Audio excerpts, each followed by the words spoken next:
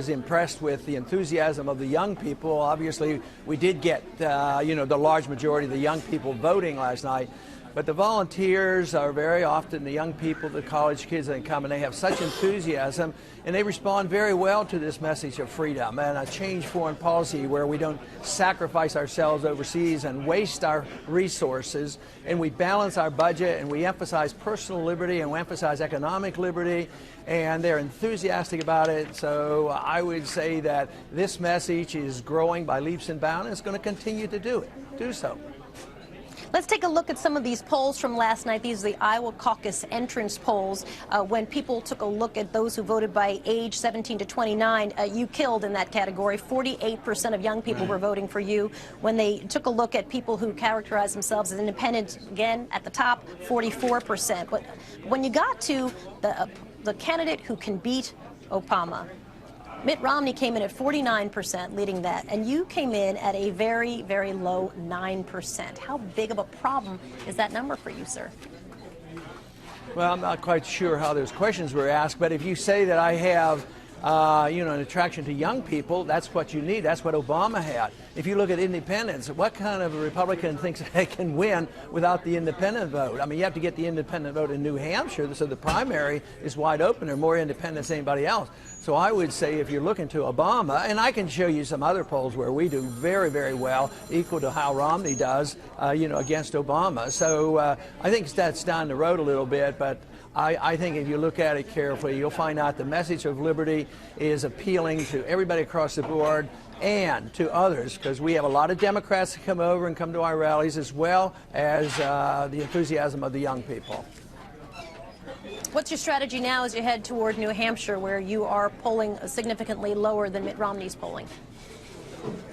Yeah, but I think we're in second place, and that's a good place to start. So I think we're going to have some momentum, and we're going to continue to do what we're doing. It's a live free or die state. They're very freedom oriented, so that message will spread there, and I'm confident we're going to do quite well.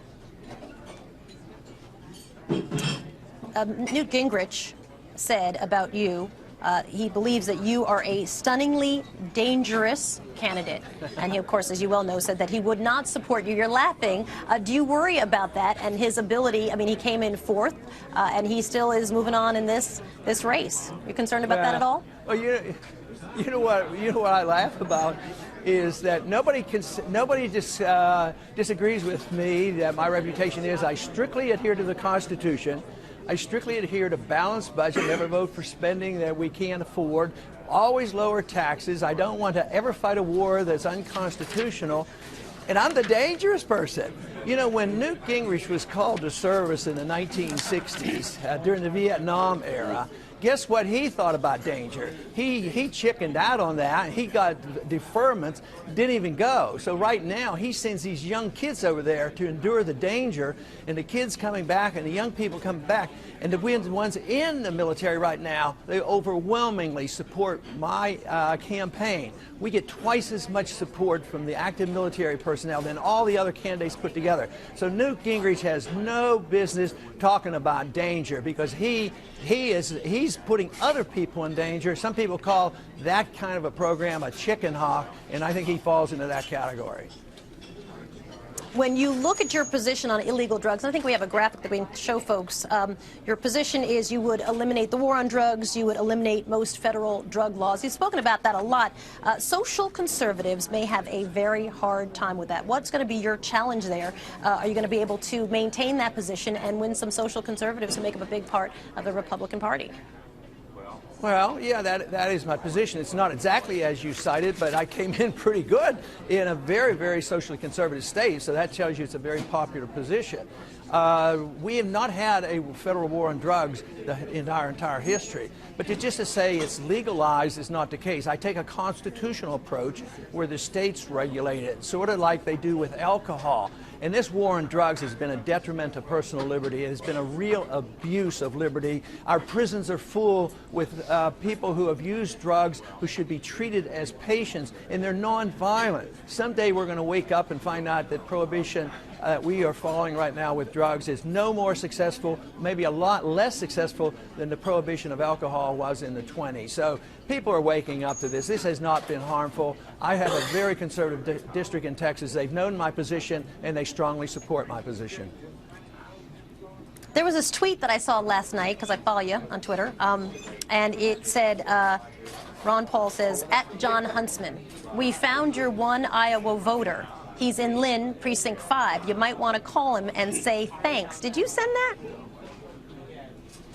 Well, I didn't quite understand even what you just read, but obviously I didn't send it, so I don't even understand. I'm sorry I didn't get the whole message there about John Huntsman. I haven't talked about John Huntsman in a long time, so I don't know what's going on there.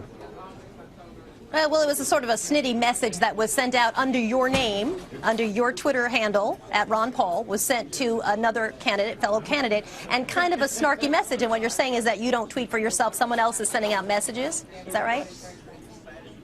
Yeah, I have some help on tweeting, yes.